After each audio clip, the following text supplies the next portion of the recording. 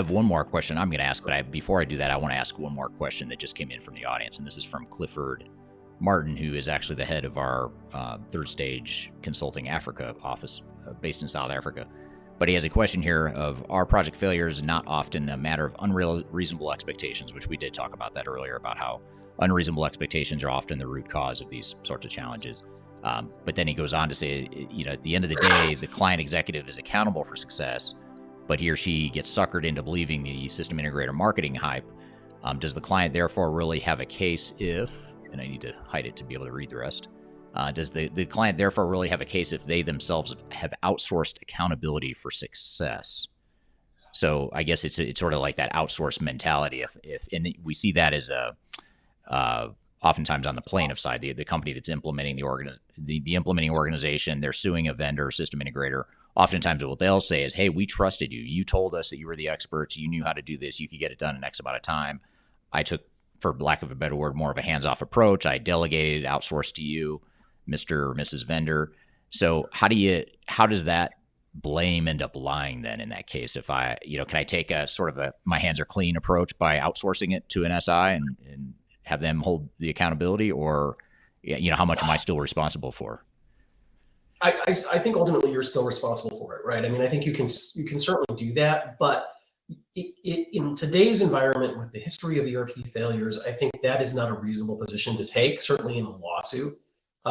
If you're going to say, okay, well, I'm just going to trust the vendor, I'm going to trust their representations, I'm going to trust that they told me this is an out-of-the-box solution that can be implemented within 3 months at a cost of X, and it's the silver bullet that's going to solve all my technology needs, it becomes very difficult to defend that position in court. Okay, so I think for certain allegations in a lawsuit, you have to have reasonable reliance on their representations to even have a case. Okay, so if you were unreasonably relying on everything that they said and you outsourced everything, it's not going to do you any favors in the courtroom, because you will have been deemed to be an unreasonable business person implementing, a mission critical system and not even paying attention to it. So, that's not going to go in a good way for you.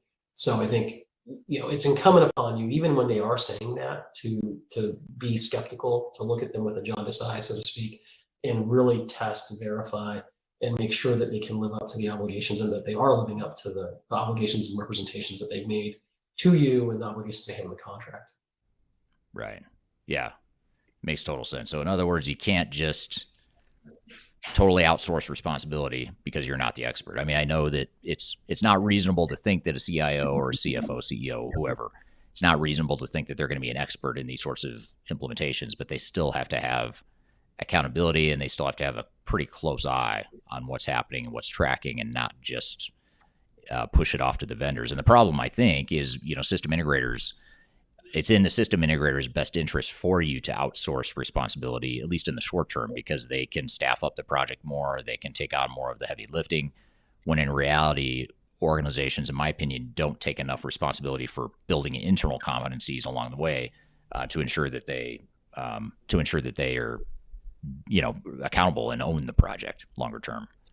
I mean, point of fact, you have to own the project, right? I mean, if you've got the system integrator owning the project, I mean, you've got the fox guarding the chicken coop, and that's an untenable situation, right? I mean, they're just going to be printing money and taking time and giving you all these pieces of customization and functionality that maybe you don't even need.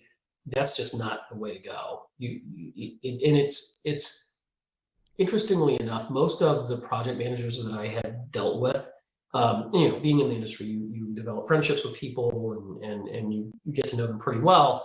A lot of the project managers that I know don't have technology backgrounds. It's business. They're project managers. It's business process management, essentially. Right. Yeah, absolutely. And Clifford followed up with a comment that, or sort of a question, but I'll turn it into a comment in the interest of time here. But surely any litigation by a client must be based on the premise that the client took reasonable steps to ensure executive oversight, for example, or in other words, an internal PMO.